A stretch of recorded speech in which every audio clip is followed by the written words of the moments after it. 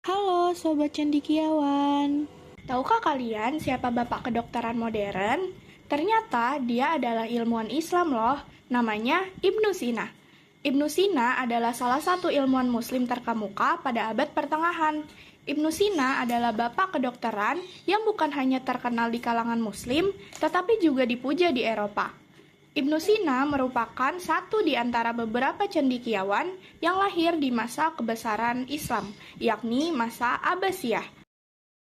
Meski dikenal sebagai seorang dokter, Ibnu Sina juga banyak berkiprah di berbagai bidang ilmu pengetahuan. Perlu kita ketahui, dinasti Abbasiyah adalah salah satu dinasti kebesaran Islam yang pernah memimpin kekhalifahan setelah masa Khulafaur Rasyidin atau masa 4 sahabat Rasul. Kebesarannya bertahan selama 5 abad dari tahun 750 Masehi hingga 1258 Masehi.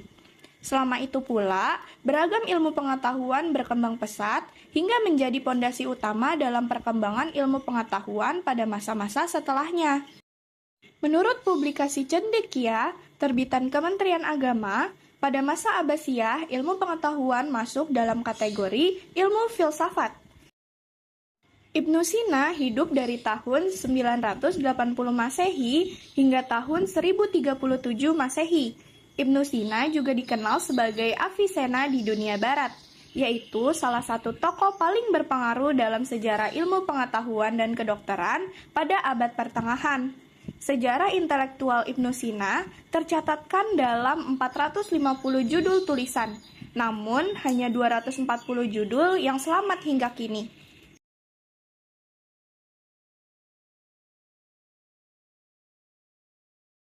Kemajuan peradaban Islam membawa dampak luas di berbagai bidang.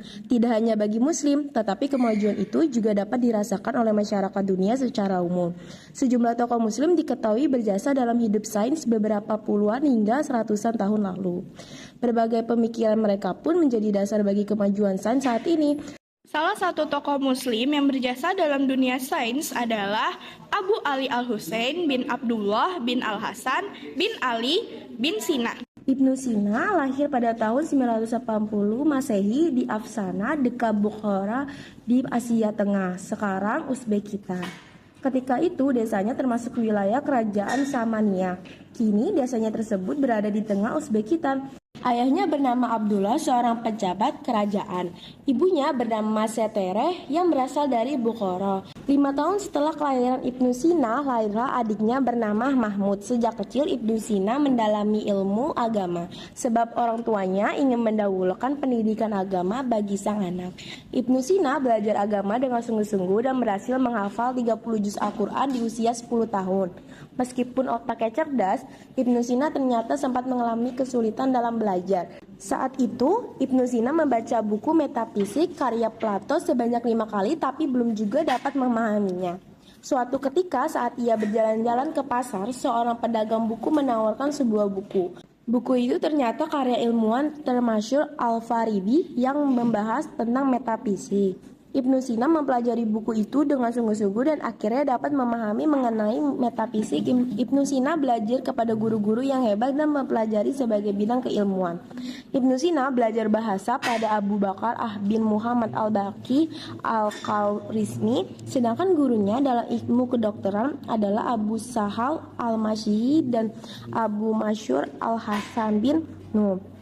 Kemudian belajar aritmatika kepada Ali Taltili. Selebihnya Ibnu Sina belajar otodidak. Ibnu Sina baru mempelajari ilmu kedokteran pada usia 16 tahun. Tak hanya teori, ia pun membuka praktek pada saat itu. Ibnu Sina dikenal sebagai anak ajaib karena sudah mampu membaca Al-Quran pada usia 10 tahun. Bahkan dia telah cukup menguasai pengetahuan medis kontemporer dan dapat mempraktekannya pada usia 16 tahun. Menginjak usia remaja, dia belajar ilmu penalaran dasar dari seorang guru dan kemudian mempelajari pemikiran-pemikiran filsuf era Helenistik secara otodidak. Bahkan dia telah cukup menguasai pengetahuan medis kontemporer dan dapat mempraktikannya pada usia 16 tahun. Pada usia 16 tahun, Ibnu Sina mulai mempelajari ilmu pengobatan. Ketika itu Sultan Bukhara jatuh sakit dan tidak ada satupun tabib istana yang mampu mengobati. Ibnu Sina kemudian dipanggil untuk menyembuhkan sang raja. Di luar dugaan, dia berhasil melaksanakan tugasnya. Sebagai bentuk terima kasih, Sultan kemudian mengizinkan Ibnu Sina mengakses perpustakaan Samanid yang kemudian memperluas cakrawala pemikiran dan pengetahuannya. Memasuki usia 21 tahun, Ibnu Sina mulai aktif menuliskan pemikirannya. Tidak kurang dari 240 karya mencakup berbagai bidang. Mulai dari matematika, fisika, astronomi, musik, dan puisi telah dihasilkan. Beliau menelurkan berbagai karya di bidang kedokteran yang bahkan masih relevan hingga sekarang.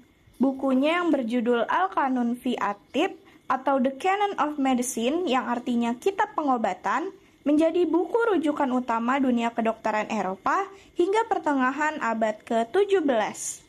Ibnu Sina wafat pada usia 57 tahun. Ia meninggal dunia ketika melakukan perjalanan ke Hamadan yang kini merupakan wilayah Iran. Ibnu Sina banyak sekali menuliskan karya-karya dalam bentuk kitab. Yang pertama, Al-Qanun fi Al-Tib atau Canon of Medicine. Buku ini adalah kompilasi komprehensif tentang ilmu kedokteran Islam dan diajarkan hingga saat ini di berbagai negara timur. 2. Kitab Asy-Syifa, sebuah karya kitab dalam bidang filsafat. Kitab ini diantara lainnya berisi tentang deskripsi filsafat dengan segala aspeknya. Kitab ini terdiri dari 18 jilid yang berisikan uraian tentang filsafat yang mencakup 4 bagian, yaitu ketuhanan, fisika, matematika, dan logika. Yang ketiga, Kitab An-Najat, sebuah karya kitab yang berisikan ringkasan dari Kitab Asy-Syifa. Kitab ini beliau tulis untuk para pelajar yang ingin mempelajari dasar-dasar ilmu hikmah. Buku ini juga membahas secara lengkap pemikiran Ibnu Sina tentang ilmu jiwa. Yang keempat, Kitab Fi Aqsami Al-Ulumi Al-Aqliyah, sebuah karya kitab dalam bidang ilmu fisika. Buku ini ditulis dalam bahasa Arab dan masih tersimpan di berbagai perpustakaan di Istanbul. Penerbitannya pertama kali dilakukan di Kairo pada tahun 1910 Masehi, sedangkan terjemahannya dalam bahasa Yahudi dan Latin masih ada hingga sekarang. Kitab Lisanu Al-Arab. Kitab ini merupakan hasil karyanya dalam bidang sastra Arab. Kitab ini berjumlah mencapai 10 jilid. Buku ini menjelaskan bahwa Ibnu Sina menjawab tantangan dari seorang penjaga sastra bernama Abu Mansur di Isfahan. 6. Kitab Al-Isyarat wa Al-Tabihat. Karya ini mengulas topik logika dan hikmah. Yang ketujuh ada Tadbir Al-Junud wa Al-Mamalik wa Al-Sakir. Buku ini membahas tentang pertahanan dan angkatan bersenjata serta gaji-gaji mereka dan keuangan negara. Semasa hidupnya, banyak sekali pencapaian-pencapaian Ibnu Sina dalam bidang kedokteran. Berikut di antaranya. Yang pertama dalam pengobatan. Ibnu Sina adalah orang yang pertama kali menemukan cara pengobatan bagi orang sakit dengan cara menyuntikkan obat ke bawah kulit. Yang kedua dalam mengobati orang yang tercekik kerongkongan. Ibnu Sina membuat penemuan dari pipa udara yang terbuat dari emas dan perak. Kemudian dimasukkan ke dalam mulut dan diteruskan ke kerongkongan untuk mengobati orang yang tercekik dan sulit bernapas. Cara ini masih dipakai sehingga sekarang untuk mengobati pasien-pasien dengan penyakit yang sama. Alat tersebut juga digunakan dokter anestesia sekarang untuk memasukkan gas bius dan oksigen ke dada pasien. Akan tetapi alat ini dibuat dari karet dan plastik. Yang ketiga dalam mengobati kepala yang terluka. Ibnu Sina mengetahui hakikat ilmiah bahwa tulang terpuruk kepala apabila pecah tidak dapat melekat kembali seperti tulang lainnya pada badan, melainkan akan tetapi terpisah dan hanya terikat dengan selaput yang kuat. Ibnu Sina membagikan pecahnya terpuruk kepala menjadi dua bagian. Yang pertama ada pecahnya tertutup. Pecah tertutup pada terpuruk kepala seperti ini biasanya disertai luka. Akan tetapi ini sangat berbahaya karena bisa berubah menjadi tumor dan menyebabkan tertahannya darah dan nanah. Dalam hal ini, Ibnu Sina mengatakan kebanyakan tumor terjadi pada kepala yang pecah, tetapi kulitnya tidak terkelupas. Apabila dilakukan pengobatan pada tumor, dan tidak dibelah, barangkali akan merusak tulang dari bawah, sehingga si penderita akan kehilangan akal dan gejala lainnya, sehingga perlu untuk dibelah. Yang kedua ada pecah terbuka. Pecah terbuka pada terpuruk kepala seperti ini biasanya disertai luka. Parah atau tidaknya tergantung kepada besarnya luka dan kerasnya benturan, sehingga perlu diperhatikan apakah luka sebatas di kulit atau sampai pada tulang. Selain itu, perlu memperhatikan gangguan yang dirasakan si penderita. Yang keempat, dalam mengobati penyakit dalam, Ibnu Sina dapat membedakan antara mulas pada ginjal dan mulas pada lambung. Dia juga mampu membedakan antara peradangan paru-paru dengan peradangan pada selaput otak. Dia adalah orang yang pertama kali mendiagnosa secara akurat antara peradangan pada paru-paru dan pembengkakan pada hati. Selain itu, dia juga yang pertama kali berhasil mengobati kram pada perut yang disebabkan faktor psikologis. Yang kelima, penemuan penyakit parasitik. Ibnu Sina adalah orang yang pertama kali menemukan cacing ankylostoma yang juga disebut cacing lingkar. Ibnu Sina juga mendeteksi adanya penyakit gajah yang disebabkan oleh cacing filaria dan menjelaskan bagaimana penyebarannya di tubuh. Yang keenam, makanan dan penyakit perut. Ibnu Sina menjelaskan tentang penyakit menular antrak yang dalam bahasa Arab disebut al-huma al-fasisiyah dan cara pengobatannya. Dia juga menjelaskan tentang tuberkulosa paru-paru dan penularannya melalui air dan tanah. Yang ketujuh, penyakit ginjal dan saluran kencing. Ibnu Sina menjelaskan tentang gangguan pada saluran kencing akibat penumpukan zat kapur, dan dia mampu membedakan antara batu pada saluran kencing ini dengan batu ginjal. Yang kedelapan, pengobatan penyakit khusus wanita. Ibnu Sina membicarakan masalah kemandulan, menjelaskan tentang demam yang diakibatkan nifas, aborsi, kanker yang berserabut, dan tertutupnya saluran pada alat kelamin wanita. Yang kesembilan, penyakit saraf. Ibnu Sina menjelaskan tentang keadaan yang terjadi pada orang yang mengidap penyakit saraf. Dia membedakan antara kelumpuhan saraf di wajah yang disebabkan oleh pengaruh otak dan yang disebabkan oleh pengaruh anggota badan tersebut.